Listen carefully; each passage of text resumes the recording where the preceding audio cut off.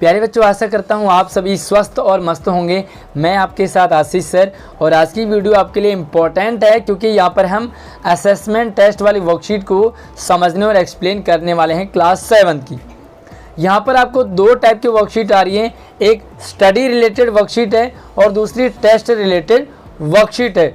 मान लीजिए आपकी स्टडी रिलेटेड कुछ वर्कशीट छूट जाए तो उतना फ़र्क नहीं पड़ेगा, लेकिन आपके एग्ज़ाम या टेस्ट रिलेटेड सारे वर्कशीट आपके रेगुलर होनी चाहिए। सभी सब्जेक्ट के ये वर्कशीट आपको एग्ज़ाम में मार्क्स दिलाएंगे। तो चलिए फटाफट से वीडियो को लाइक कर लीजिए, अपने दोस्तों को भी ज़रूर शेयर कीजिए। सबसे पहले हम यहाँ पर समझते हैं कि अगर आपकी कोई पुरानी वर्कशीट छूट गई हो तो आपके लिंक वीडियो के डिस्क्रिप्शन में आप पुरानी वाली वर्कशीट भी देख सकते हैं। अब यहाँ पर आप देखेंगे 20 नंबर का ये टेस्ट होगा।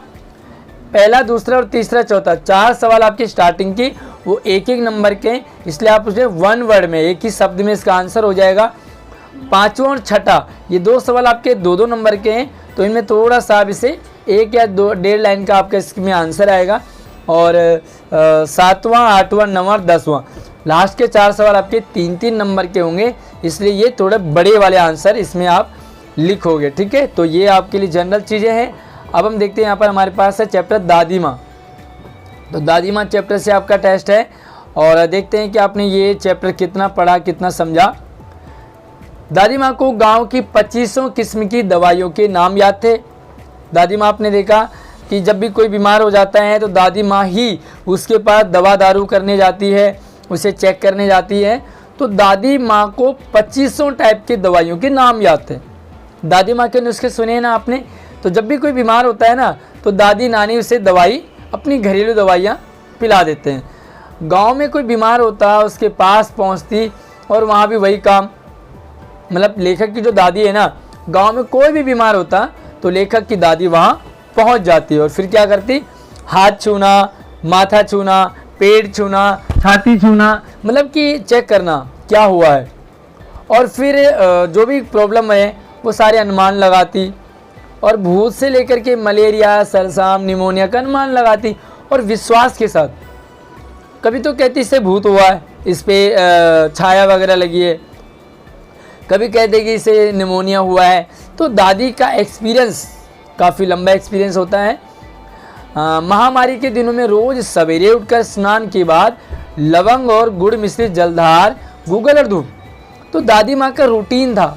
वो जब भी महामारी, यानी कि आजकल भी महामारी चल रही है ना, कोरोना महामारी, तो इसी तरह से ये 100 साल 50 साल बाद महामारी आई जाती है। तो जब भी महामारी आती, दादी का एक रूल था कि वो सवेरे जल्दी उठती, उसके बाद लवंग और गुड़ मिश्रित जलधार इसे पीना होता और गूगल और धूप करती। इससे क्या होता है, जो बीमारी है ना वो कम होती है, पॉजिटिव एनर्जी आती है। साथ में दवा में देर होती, मिश्री या शहद खत्म हो जाता, चादर या गिलाफ नहीं बदले जाते तो जैसे वो पागल हो जाती। दादी को सारा काम सिस्टमेटिक चाहिए, सारे चादर एक्यूरेट चाहिए, बेड सही जगह चाहिए, बर्तन सही जगह चाहिए, दवाई घर में होनी चाहिए, शहद हो, लौंग हो, इलायची हो, काली मिर्च हो, सारी चीज़ें घर में चाहिए।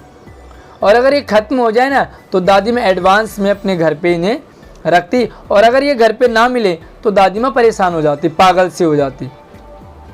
बुखार तो मुझे अब भी आता है, लेखक कह रहे हैं आज बड़े हो गए लेखक, तो बुखार तो आज भी आता है, लेकिन आज क्या करता है, नौकर पानी दे जाता है, मेष महाराज अपने मन से पकाकर खिचड़ी या साबूदाना खिला जाते हैं, भाई खाने वाला खाना खिला देता है, नौकर पानी पिला देता है, और डॉक्टर साहब भी नाड़ी वगैरह चेक कर जाते हैं और दवाई वगैरह दे जाते हैं।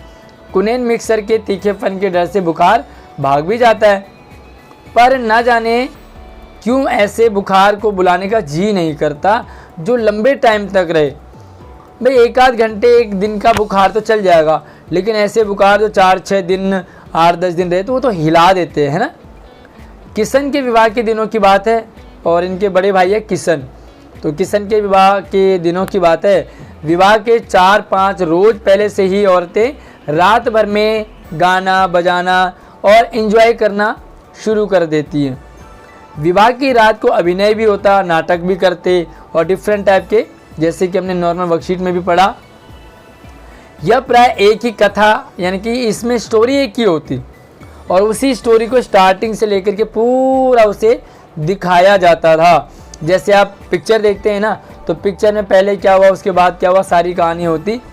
तो होता क्या, इसमें विवाह से लेकर पुत्रोत्पत्ति, यानी कि जब भी लड़का लड़की यानी कि शादी होती, दूल्हा दुल्हन, उसके बाद सारे वगैरह काम जो भी उनके बीच में होते हैं, और जब तक उनके कोई घर में नन्ना मुन्ना नहीं आ जाता, तब तक ये सारे रोल उससे नाटक में दिखाए जाते। सभी पार्ट औरतें ही करती है, क्योंकि जेंट्स लोग सारे कहाँ गए, बताऊंगा नहीं, कमेंट में बताओगी आप, सारे जेंट्स लोग कहाँ गए हैं, सारे औरतें यहाँ पर नाटक कर रही है, अभिनय कर रही है।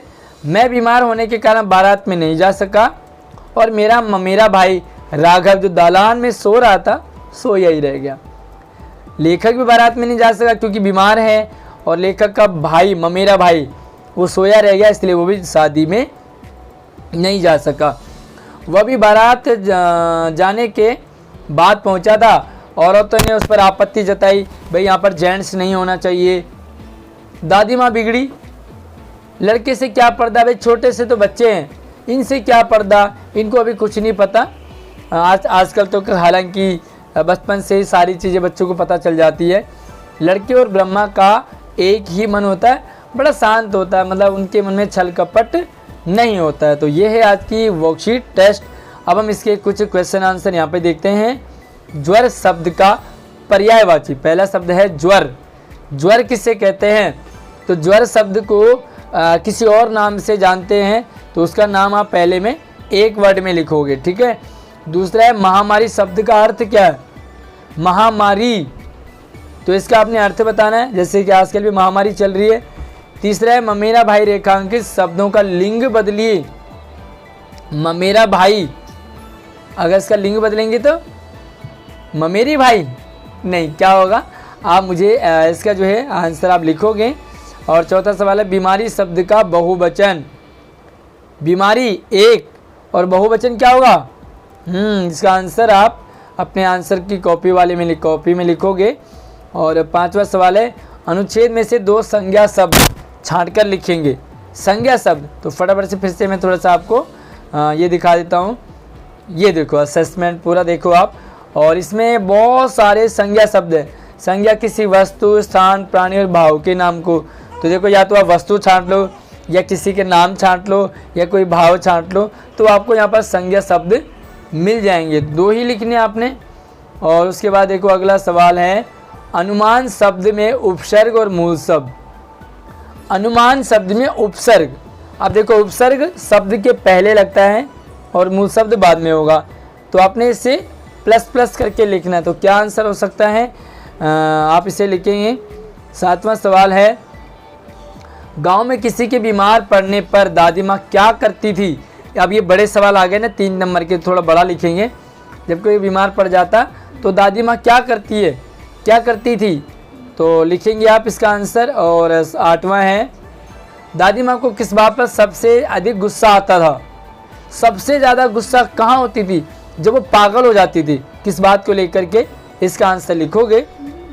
9वां सवाल है विवाह, गांव में विवाह के दिन और उससे पूर्व किस प्रकार के कार्यक्रम होते थे। शादी में और शादी से पहले सारा लिखोगे। 2 से 3 लाइन का आपका ये आंसर होना चाहिए। और 10वां सवाल है अब बीमार पड़ने पर लेखक के साथ क्या होता है। लेखक एक बार बचपन में बीमार पड़ा और अब बीमार पड़ा, तो अब जब बीमार पड़ता है तो लेखक के साथ क्या होता है। इनके आंसर आप अपने आंसर वाले कॉपी में करेंगे, अपने हिंदी वाले टीचर को शेयर करेंगे, और अपने नंबर 20 में से 20 आपके आने चाहिए। अगर आपको इसके आंसर वाली वीडियो चाहिए तो मुझे आप कमेंट करेंगे, मैं आपको आंसर वाली वीडियोस भी बना करके दूंगा, लेकिन उससे पहले आपको अपना टेस्ट करना है ताकि आप अपने आंसर मैच कर सको। तो चलिए नई वीडियो में मिलते हैं, तब तक आप हमारे चैनल को सब्सक्राइब कर लीजिए ताकि आने वाली वीडियो सबसे पहले आपके पास पहुंचे। धन्यवाद।